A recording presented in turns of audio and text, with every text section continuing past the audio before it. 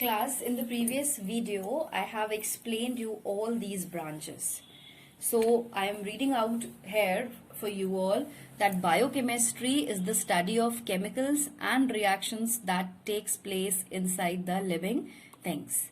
This means we are studying about the chemical reactions occurring between the biomolecules.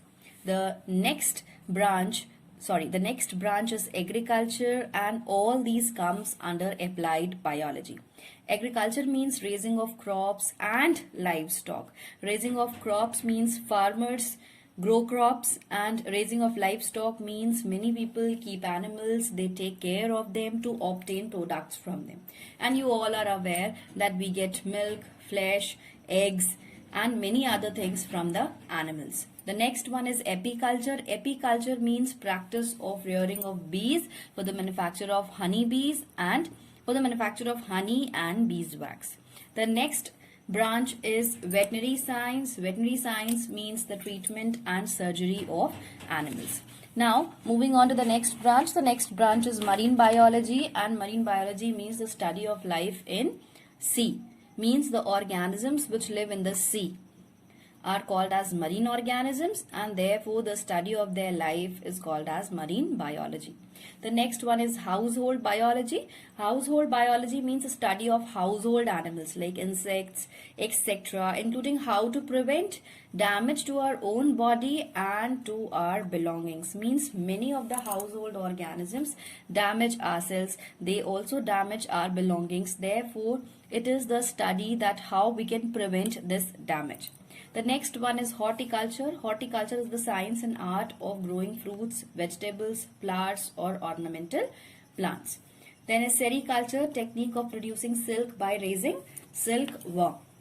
Now the next branch is pisciculture. Pisciculture is the technique of growing fish, and molecular biology means interpreting biology events in terms of molecules in the cell.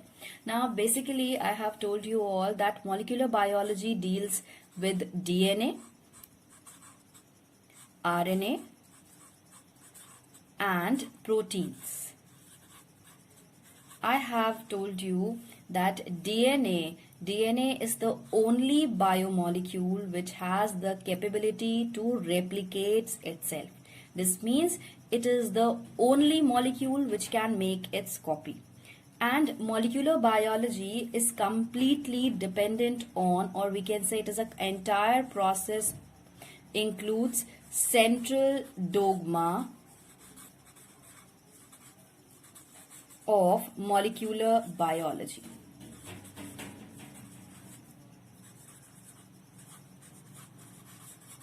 Now what happens in this? What is the basic concept behind this? Please focus because you are studying it the first time.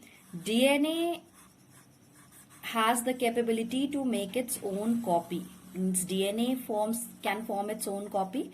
This process is called as DNA replication. From DNA, RNA can be formed. Now the process of formation of RNA from DNA, this process is called as transcription. And from RNA, proteins are formed. The process of formation of proteins from RNA is called as translation.